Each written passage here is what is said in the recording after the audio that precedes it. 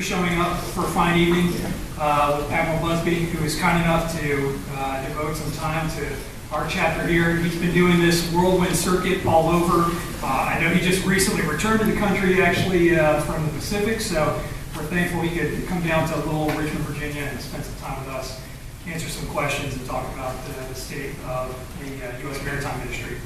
I'll just go over a few things real quick, but I want to start again by thanking Admiral Buzby for coming.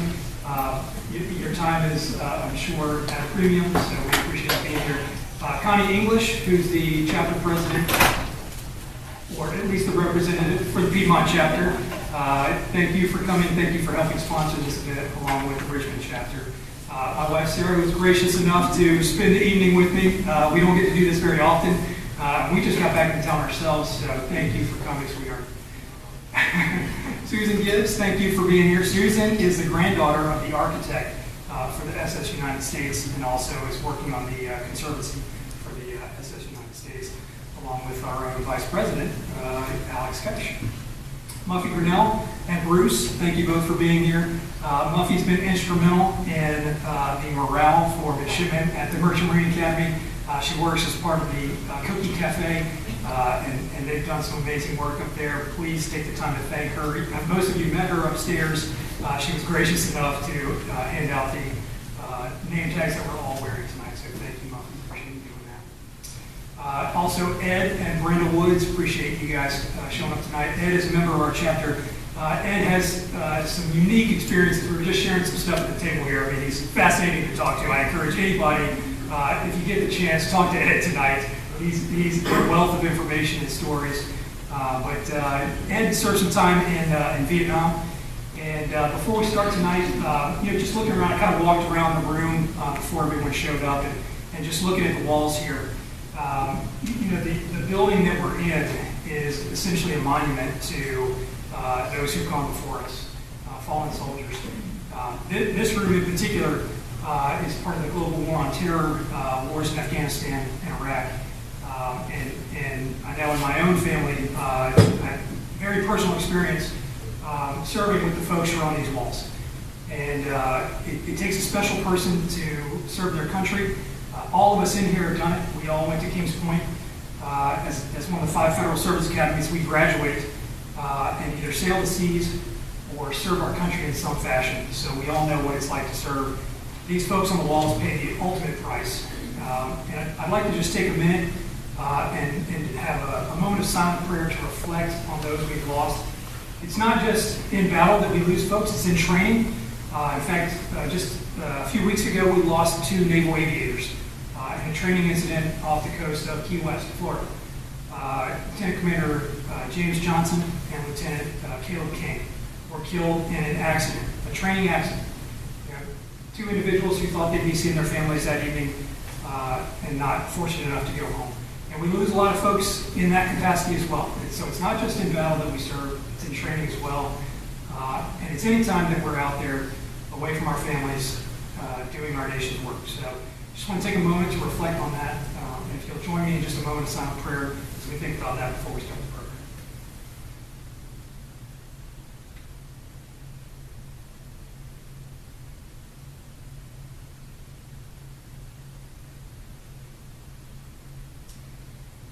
Appreciate that. So without further ado, we'll begin the evening. Before we get started, I'd like to just go over the order of events for tonight. I talked about what our program is. Essentially, we're looking at the past, the present, and the future of the maritime industry. So we'll have individual speakers speaking on each one of those points as we go throughout the evening. So here to explain yesterday, we've got our own Vice President, Alex Kesh. I'll introduce him in a moment. Several of you probably know Alex. I'm not sure. He's very modest, extremely quiet individual, but I'll talk to his past in a moment here. Today, we're fortunate enough to have, like I said, Admiral Buzby. He'll speak to the current state of the maritime industry as well as how we're leading the maritime industry into the future.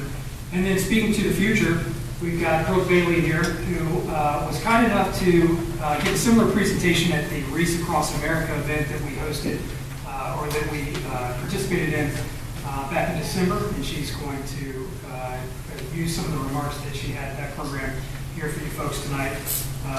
Brooke has the enviable distinction of having been accepted to several academies already. We're still waiting on Kings Point to give her acceptance letter, which I'm sure is probably in the mail. But if you have a chance to talk to Brooke tonight, you should probably convince her that there really is only one academy, as we all know. And then after that, we will have a question and answer session with Admiral Buzby. If you have some questions, hopefully some folks have some lined up. I've got maybe one or two myself. They're softball, sir, don't worry. Very well. I'm still serving, so I'm sure you have friends. I really don't want to screw that up. So we'll have a moment to do that. And then after that, we'll just administer the gift-giving process for the folks who are kind enough to show up that we just want to extend our gratitude to. So with that said, I'm going to pull out my notes, Alex, because I want to give you a proper introduction. You know, like I said, most of you know Alex, but you may not be familiar with his entire history. And I'm going to go over it point by point over the next 35 minutes since he has a distinguished career. I'm kidding. No one wants to hear me speak that long. But interestingly enough, Alex is a Holocaust refugee. I don't know that everyone knows that, but Alex and his family immigrated here from Poland during the waning days of World War II.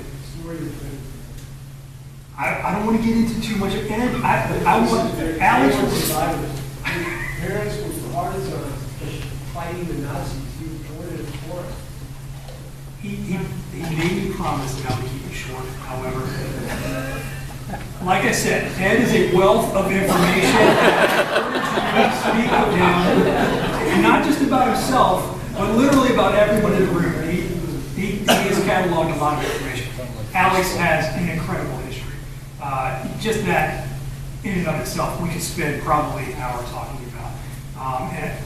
And like I said, Alex truly is a modest individual. But I do want to hit some of the highlights of your maritime career as well. Well, we've got a picture. There are pictures coming. We'll see how good Alex looked. Not just in the past, but I mean tonight. Look at him. He's very dapper. And Alex's daughter Heather is here as well.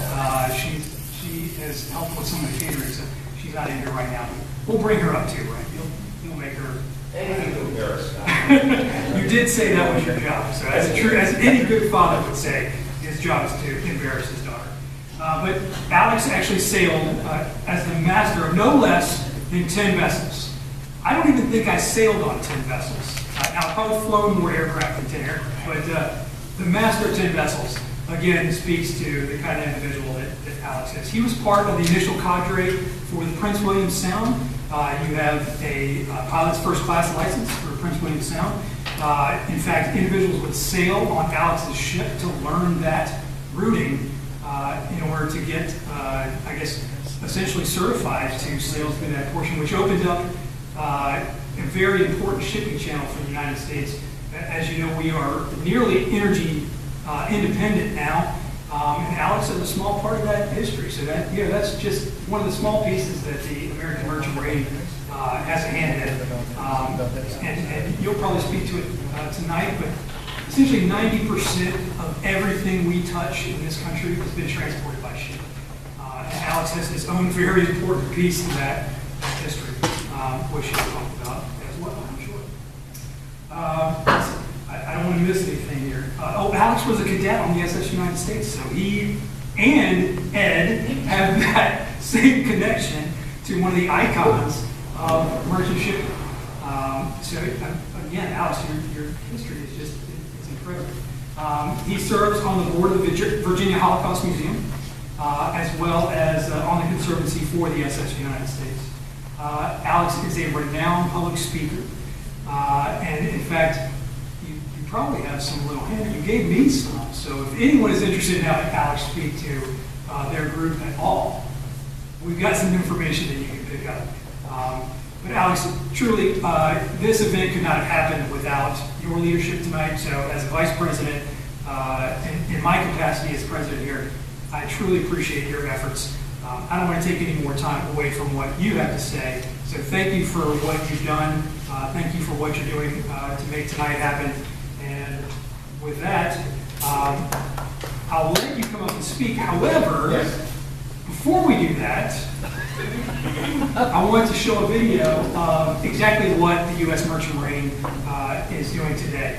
And this video kind of makes the connection between the room that we're in, the defense of the United States, and what the Maritime Administration is doing to help promote merchant shipping under the U.S. flag of the United States. So we're going to watch a short video, and then after that, we'll bring Alex up to share his roots.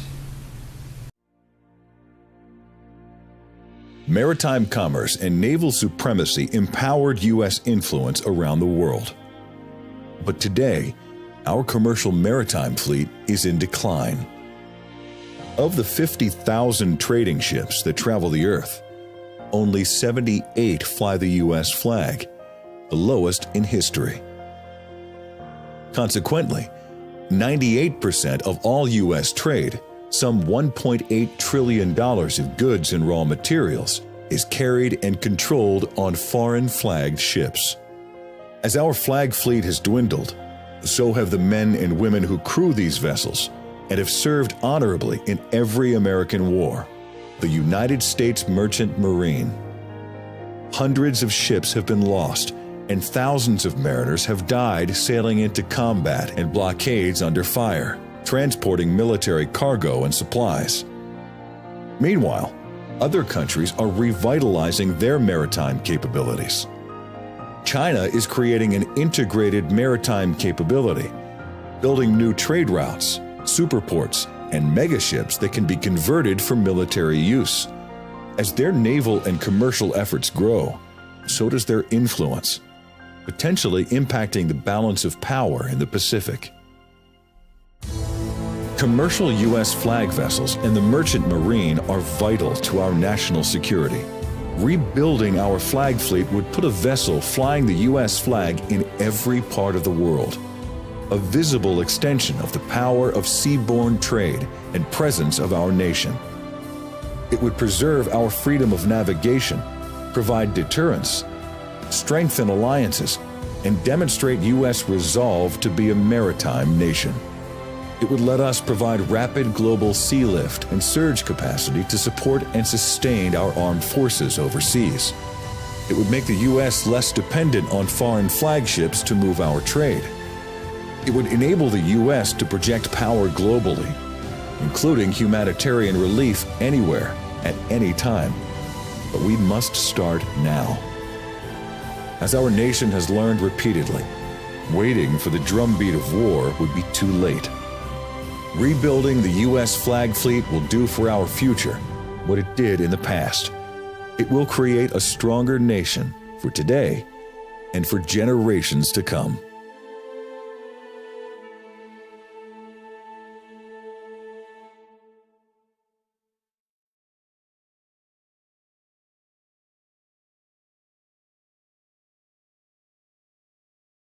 All right, so I think that speaks to why it's so important to have maritime shipping capability. So Alex is going to talk about the past, and then we'll move on from there. Alex?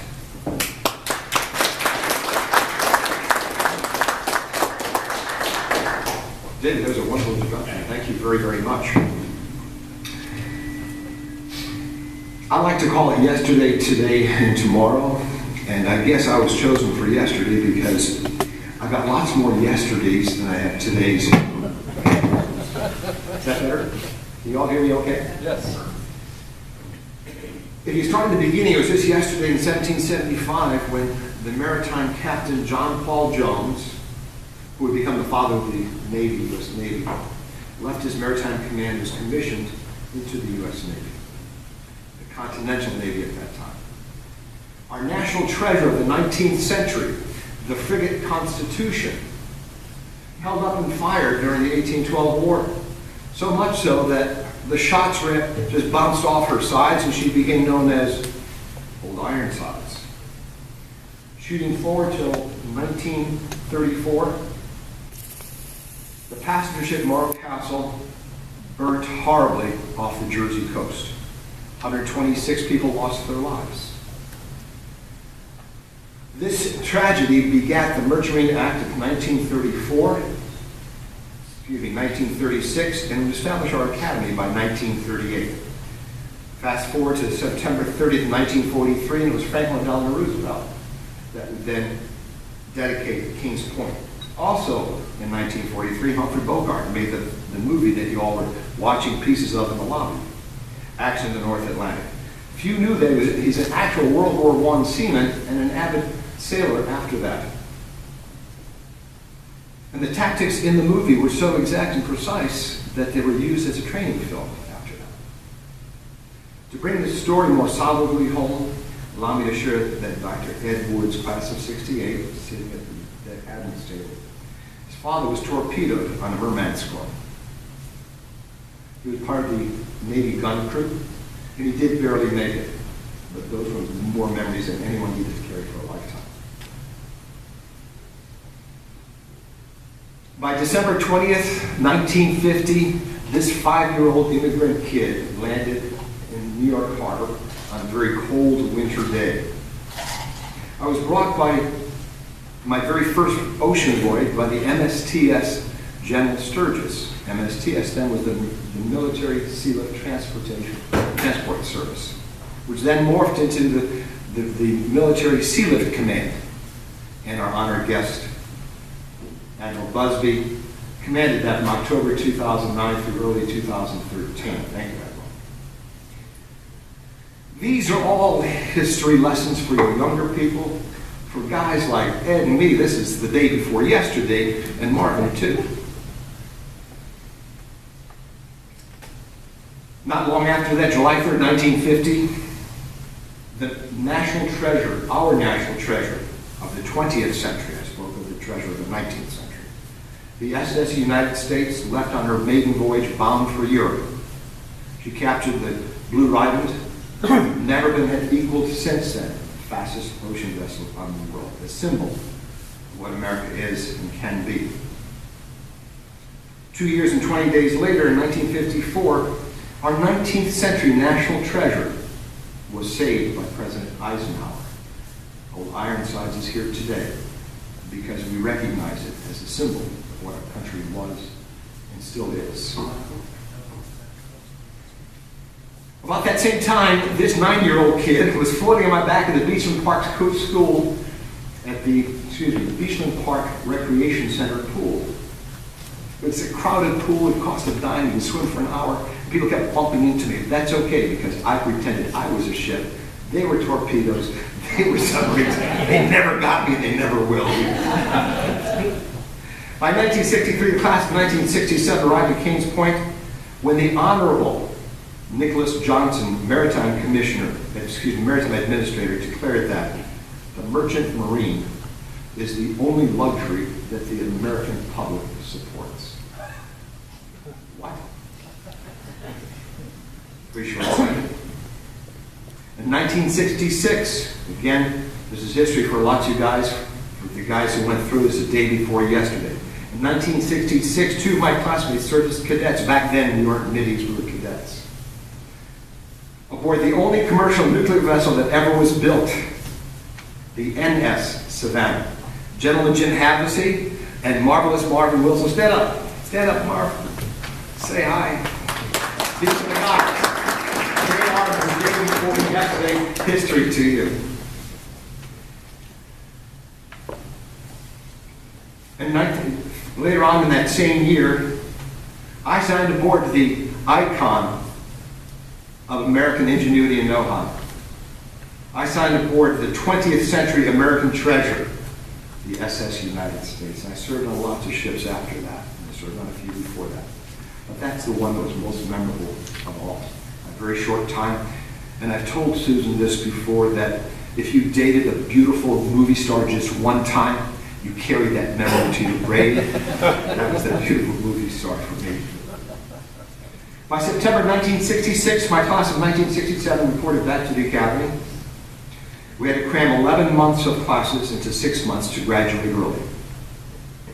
That was in order to man the burgeoning fleet carrying essential material to over 500,000 servicemen fighting in Vietnam. Thank God that this subsidized luxury lay in waiting for us to man them. The people I sailed with would just amaze you. It's like from Treasure Island sometimes. I sailed with one quartermaster. Remember, we spent 8 hours a day together to get to know each other very well. He sailed on a 4-masted barkentine carrying coal to Boston, not because it was cool, that's what his job was in 1928. I also sailed with quite a few fellows that survived torpedoing during the Second World War.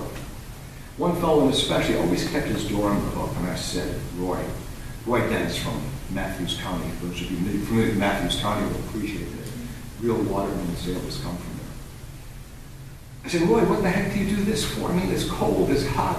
No. He said, I was the only one that survived. When the torpedo hit midships, all the other doors went ajar. He had his door on the hook. He could never close his door after that. He always held his door on the hook. I was only 29 years old when in January 1975, I boarded my very first command. The 35,000 deadweight ton tanker Atlantic Communicator was a freezing cold day in New York Harbor.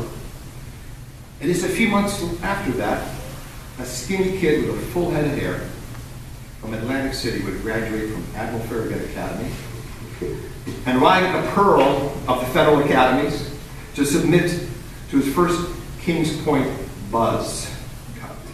Sorry, I know that was too easy. What do you call it, low-hanging fruit? All of my commands were memorable, but I came home one day and I said, Diane, this is going to be my 8th command. You just can't believe what this is all about. Now, all of us need an anchor to windward. What that means, it will keep you off the shoal, keep you on the straight and narrow. And Diane is that for me many times, my wife. I'm sorry she's not here this evening. She'd be sitting saying, what in the world is he saying? And I said, Diane, you won't believe the ship I've just been commissioned to command. My next ship is going to be a liquefied natural gas carrier. It carries 125,000 cubic, here it is right here, cubic meters of liquefied natural gas. That's 625 times greater when we expand that back to a gas. I said, enough BTUs in that to power a city the size of New York for 6 days. This ship goes 17, 18 knots. It's a magnificent ship. We have to go to school for 3 months just to get back on board there in order to know what we're doing when we're aboard. We're all seasoned people. Not only that, I was able to take some of the best people I had worked with in the past. I brought my chief mate with me, I brought my second mate with me, I brought one of my third mates, I brought the chief engineer.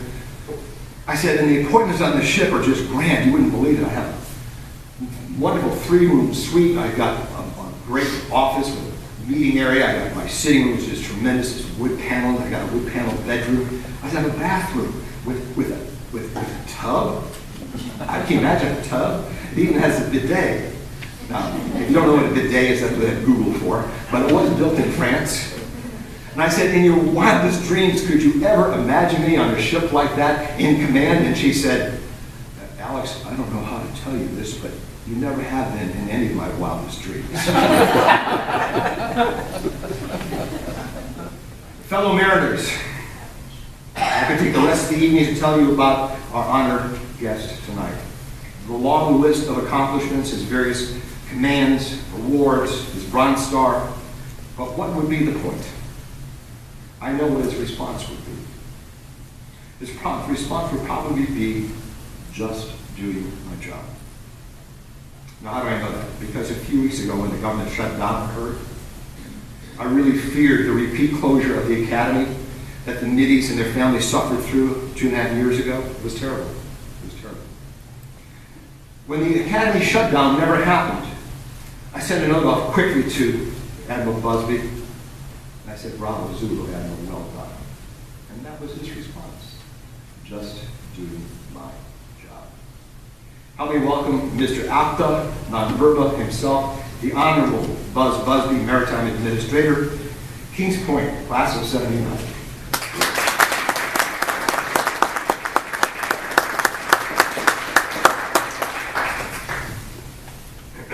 Well, thank you very much, Alex, and I apologize right up front. I was recently diagnosed with bronchitis, actually tonight, so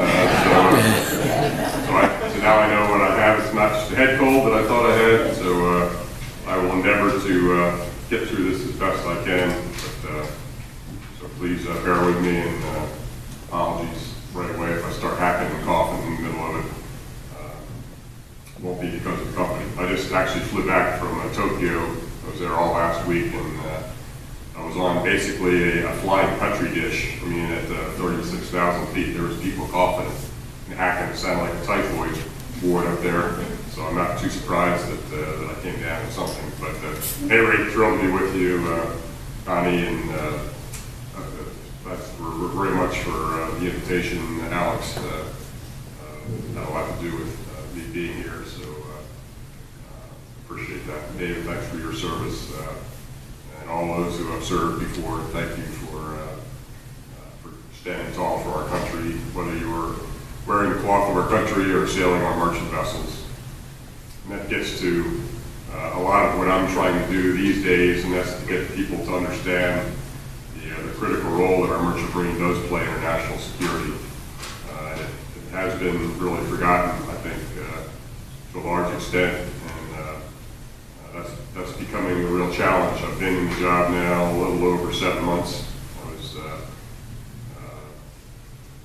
confirmed by Congress on the 8th of August, so it's been a little over 7 months now. And as I've gotten to know the industry a little bit more closely and gotten to know what the challenges are, clearly it's educating both the people up on the Hill and the general public as to exactly what's going on. The video did a pretty good job of that, and we're going to, you're ramping up our efforts. We're working actually closely, Maritime is, with the Alumni Association to kind of get the word out a lot better, basically on two fronts, both the academy but also the industry, and how the two kind of work together. We're going to take advantage of this 75th anniversary of the dedication of our academy to kind of use that as a rallying point for both the importance of the academy, but also the importance of the industry as well. So hopefully we'll be seeing more of that effort coming out, and that's really because Marad and the academy and the alumni and the parents are working so much more closely together now. We coordinate our efforts. We had a meeting together up in DC 2 weeks ago. It's the second meeting we've had, and we're totally coordinating all of our efforts along those lines to instead of being at civil war with each other. So it's a much better place now, and I think we're going to see a lot more things happening that are positive for our academy. And I'll talk a little bit more about that in the Q&A if you'd like, about what's kind of going on. I really want to kind of stick with the industry.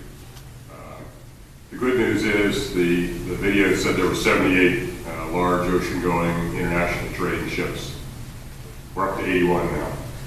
So we're getting there a little bit at a time. There's Representative Garamundi's bill that he has pending that would require a certain amount of our export, petroleum export, LNG, and petroleum, to be shipped on U.S. flagships.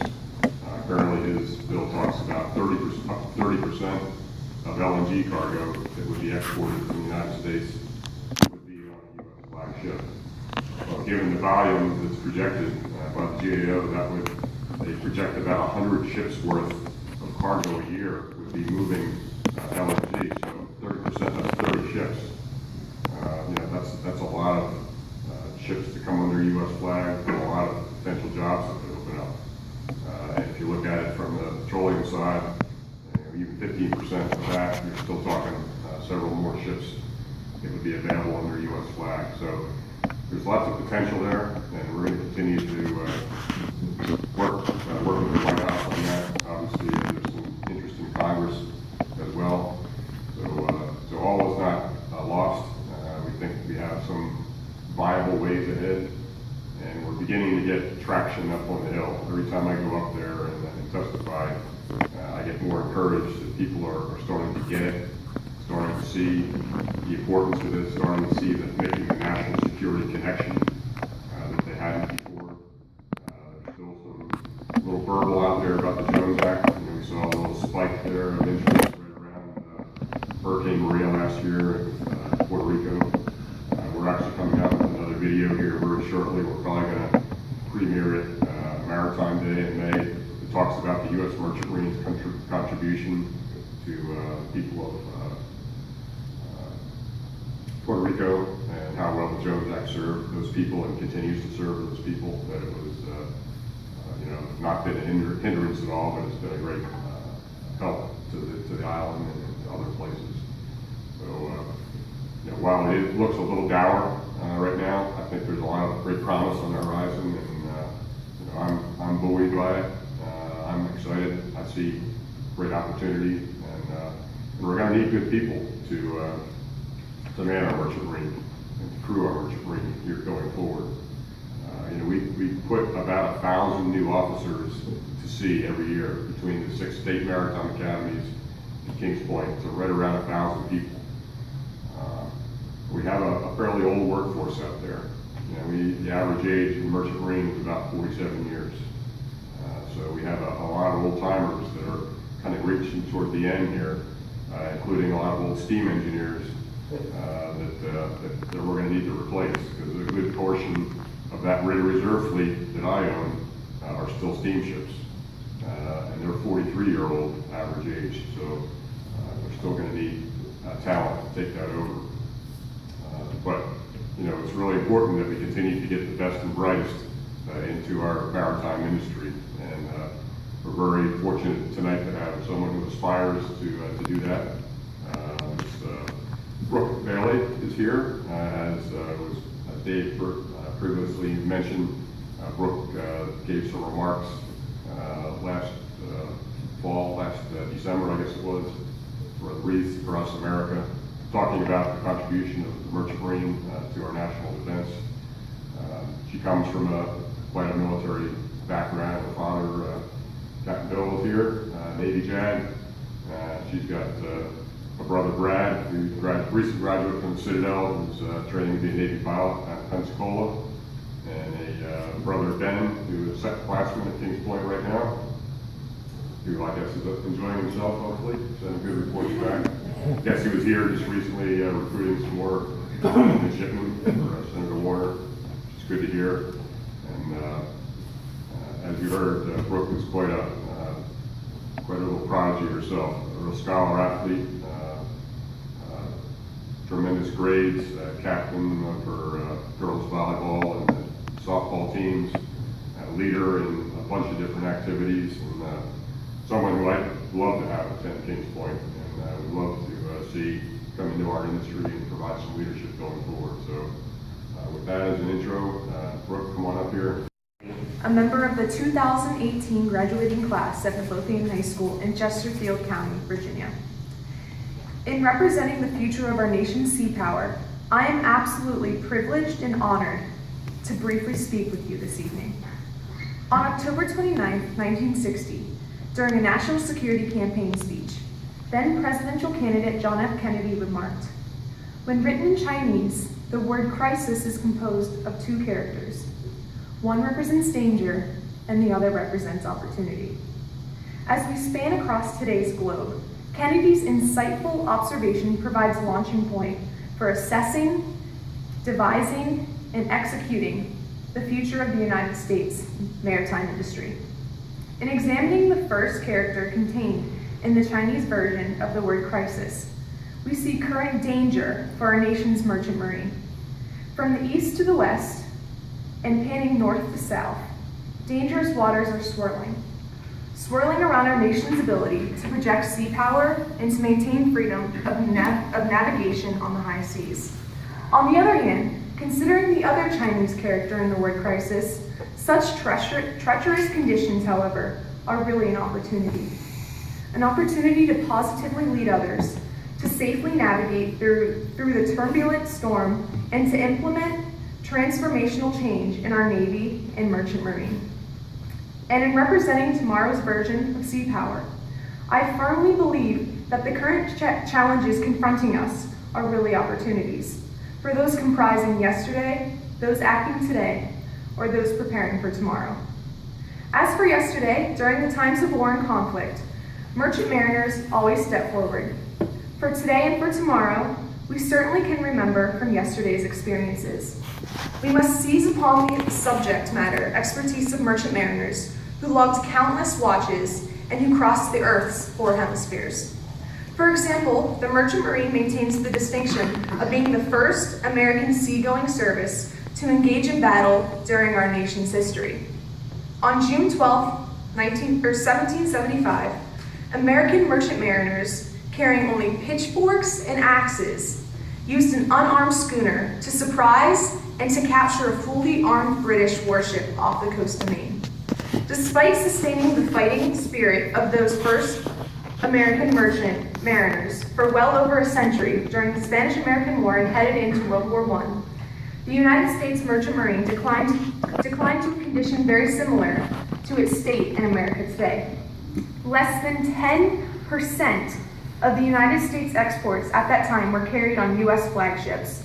The United States lacked the shipping capability to support the Navy's deployment to Cuba, to implement a blockade of Cuba, or to transport required troops and supplies to Europe. Nevertheless, through the legislative mandates of the 1920 Jones Act and the Merchant Marine Act of 1936, the United States merchant fleet was in a much better position when the country entered World War II, with over 500 ocean-going vessels in service. Serving in the Merchant Marine during World War II and beyond to protect our freedom has brought tremendous costs, and suffering the highest casualty rate of any of the services during World War II, the U.S. Merchant Marine courageously transported troops, ammunitions, and supplies while German U-boats lurked underneath the seas or Japanese kamikazes terrorized the skies. Regrettably, even though merchant mariners have supported our armed forces in every war and conflict fought by the United States, they are generally not considered veterans for the purpose of eligibility for federal benefits. Only World War II era merchant mariners, who originally numbered in excess of over 240,000, are eligible for veteran benefits. Notwithstanding the lack of government recognition, today merchant mariners continue to stare evil in the face and protect freedom from the shackles of tyranny. Indeed, dining room place settings and mess chairs for many of those men and women are empty this evening. Whether crossing the bar in death or through current service somewhere in the world's 7 seas. For me, there is a deep meaning exemplified by family members who have answered the call of maritime service. My father and oldest brother Bradley are currently on active duty in the U.S. Navy. Likewise, my brother, Midshipman 2nd Class Benjamin Bailey, is currently attending the United States Merchant Marine Academy. He has maneuvered around the globe across the open oceans, delivering ammunition and fuel to the U.S. Navy warships in the South China Sea, or providing grain and medicine to those in the Horn of Africa, Pakistan, and India. In conjunction with our armed forces, the Merchant Marine Service is absolutely critical to our national security, our freedom, and our way of life. The Merchant Marine includes the fleet of ships which carry imports and exports of goods during peacetime. For a brief moment, look around today's attendees who have gathered with you at the Virginia War Memorial. The jackets, dresses, and shoes you are now wearing were likely transported by commercial ships. The materials for fuel, which powered your vehicles to today's dinner, were likely transported by commercial ships. Your breakfast cereal, whether Cheerios, Lucky Charms, or my personal favorite, Captain Crunch, were likely transported by commercial ships. And the Samsung flat-screen LCD televisions, Apple iPhones, and Toshiba computers informing about your local weather or your current stock prices were likely transported by commercial ships. In fact, over 90% of everything we buy or consume arrives via ship. Under those circumstances, without the Merchant Marine, our lives and economic security as consumers and as Americans would be radically much different. Nevertheless, our Merchant Marine now has less capacity, ships, people, and facilities than at any time since the Spanish-American War. For example, there presently exists between only 11,000 and 12,000 United States active mariners qualified for ocean-going employment. More tellingly, The U.S. flagged fleet of globally trading ships has suffered a 27% decrease in just 5 years, going from 106 vessels in 2012 to just 81 as of May 2017. And perhaps most significantly, less than 2% of our nation's international cargo is carried on U.S. flagged ships. This abandoned ship policy toward U.S. flagged vessels is in stark contrast to China's merchant marine. With an active workforce of over 500,000 commercial mariners, Chinese flagged vessels carry 90% of China's seaborne trade. And compared to the United States' 781 flagged vessels, the 3,941 Chinese flagged merchant marine ships actively engage in global trade on all the world's major trade routes and seas, stretching from the Caribbean to the Mediterranean. Besides carrying commercial goods, our merchant marine also faces concerns in fulfilling its military support mission during national security emergencies. For instance, Paul Duell, in July 10th of 2017, his article, "The Ready Reserve Force is in Urgent Need of Funding," highlights that it is becoming increasingly difficult to keep the 46 ready reserve force ships primed, prepped, and ready for breakout. That force, along with approximately 100 naval auxiliary vessels of the United States Navy Military Sealift Command, must continue to serve as a lifeline for our warfighters, delivering fuel and firepower now and in times of war. For example, during Operations Enduring Freedom and Iraqi Freedom, the Ready Reserve Force delivered 25% of the initial equipment and supplies, earning a 99% reliability rating and sustaining operations between 2002 and 2008.